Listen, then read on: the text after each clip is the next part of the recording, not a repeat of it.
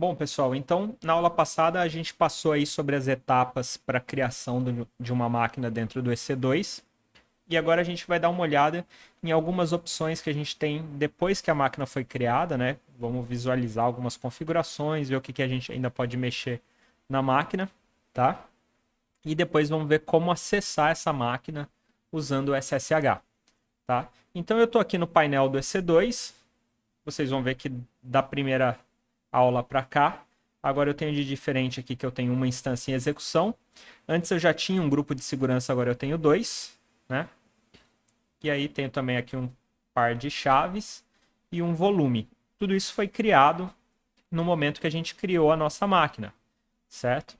Então vamos clicar aqui em instâncias em execução, que é a mesma coisa que eu clicar aqui em instâncias, tá?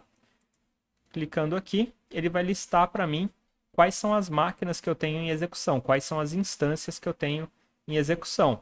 E a gente pode clicar aqui em cima dela para mostrar um resumo com as informações dessa instância.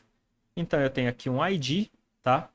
E outras informações, o tipo da instância, né? No caso é uma T2 micro, que está relacionado à CPU e à quantidade de memória que essa instância tem, como a gente viu lá atrás durante a criação. Né? A gente tem a rede virtual onde essa instância está, o ID da subrede, e aqui embaixo mais detalhes. Qual é a plataforma, no caso o Ubuntu, né? O Linux. Tenho diversas informações aqui sobre segurança, rede, armazenamento e assim por diante, tá?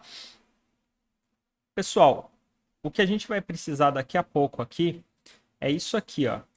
Endereço IPv4 público e DNS IPv4 público, tá? Esse aqui, pessoal, é o endereço no qual vocês podem acessar essa instância, tá? Se você tivesse, por exemplo, um servidor web rodando nessa instância, que não existe ainda, e colocasse esse endereço lá no seu navegador, você acessaria esse servidor web, tá? Ou esse endereço aqui, tá? Esse nome aqui, na verdade. Isso é um nome que vai ser transformado pelo DNS em um endereço IP, e esse é o endereço IP público, tá? E existe também o endereço IP privado, tá? Que é um endereço que só vale dentro da rede virtual lá da VPC, né, da AWS, onde a gente inseriu essa instância. Tudo bem? Aqui eu posso modificar o estado da instância, posso interromper, reinicializar ou encerrar.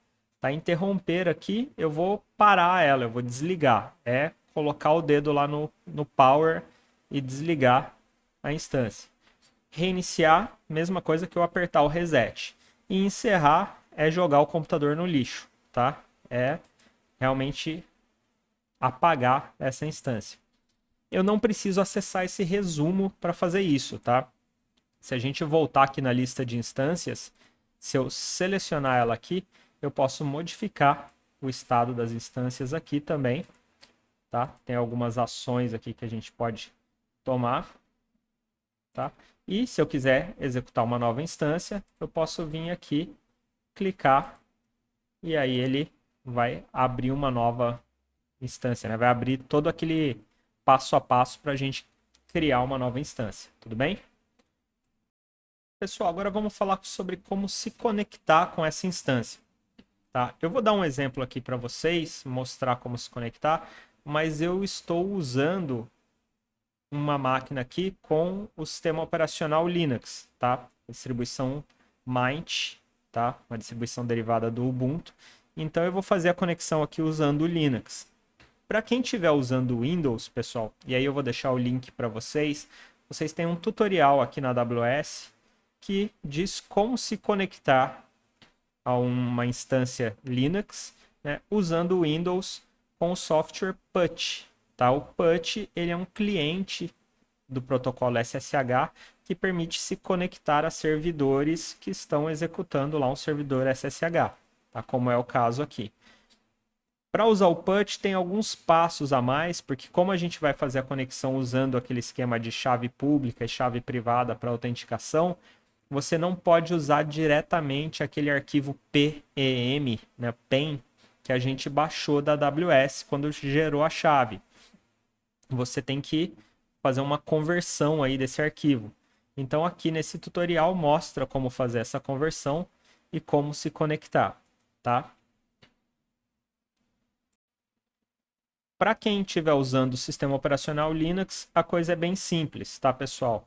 Vocês têm que ter aquela chave, né, aquele arquivo que vocês baixaram, tá?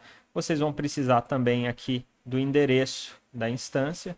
Então aqui no caso eu vou pegar esse endereço IPv4 público, tá?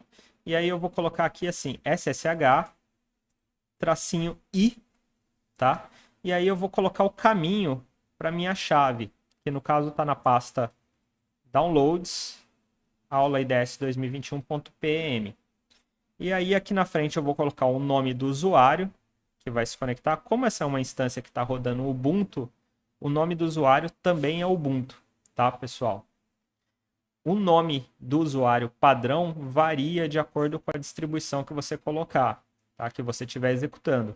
Então você tem que consultar a documentação dessa imagem, né, dessa distribuição que você está usando na AWS para saber esse nome de usuário. As distribuições Ubuntu, o nome do usuário é Ubuntu. As distribuições do Amazon Linux, o nome do usuário é EC2-user, tá? As outras distribuições têm nomes diferentes, aí a gente precisa consultar a documentação. Então aqui o meu nome de usuário é Ubuntu, @ o endereço do servidor. E aí eu vou colar aqui aquele endereço IP, tá? Feito isso, pessoal, pressiono o Enter. Ele vai dar uma mensagenzinha aqui dizendo que não consegue estabelecer a autenticidade desse host. Por quê? Porque é a primeira vez que a gente está se conectando, ele ainda não conhece essa máquina. Então ele ainda não conhece a assinatura dessa máquina. Eu vou falar para ele que pode se conectar, vou falar yes, e aí ele vai adicionar esse host na lista de hosts conhecidos, tá? E aqui a gente vai ter um probleminha que eu já vou explicar para vocês qual é. No caso, pessoal, ele está reclamando aqui para mim, dizendo que o meu arquivo com a chave privada, ele está desprotegido. Ele tem permissões muito abertas. Qualquer pessoa pode ler esse arquivo, tá? Então eu vou rodar aqui um ls-l downloads para vocês verem, ó, que esse arquivo, tá? Aqui são as permissões desse arquivo e a gente está vendo aqui que eu tenho permissão de leitura, as pessoas do meu grupo têm permissão de leitura e escrita e qualquer outra pessoa tem permissão de leitura. Tá? Essa permissão para o SSH, ele diz que essa permissão para a chave privada é uma permissão muito ampla. Outras pessoas podem ler, então a gente tem que proteger melhor esse arquivo se a gente quiser usar ele no SSH. Tá? Essa é uma forma que o SSH tem de reforçar a necessidade da gente manter esse arquivo seguro.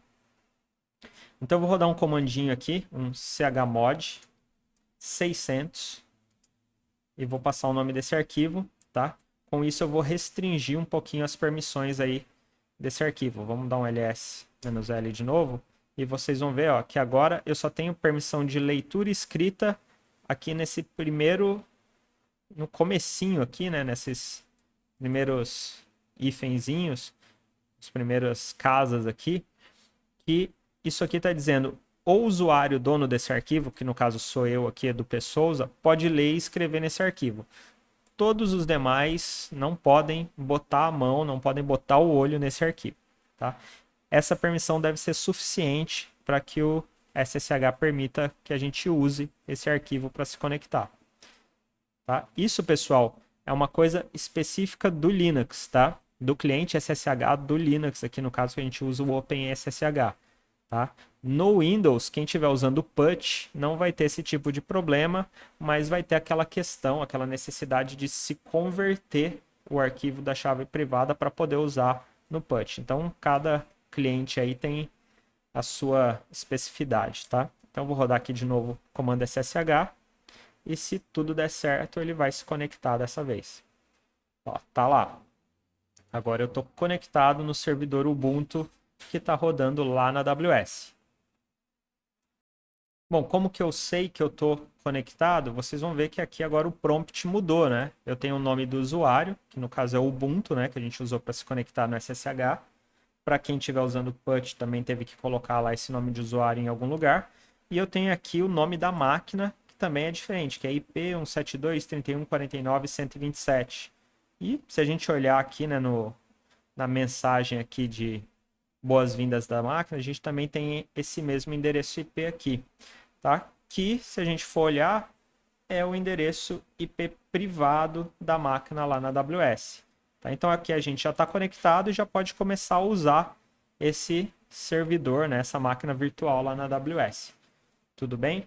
Antes da gente instalar qualquer serviço aqui, antes da gente começar a trabalhar com ele, a gente vai dar uma olhadinha ainda em algumas questões lá da AWS, tá?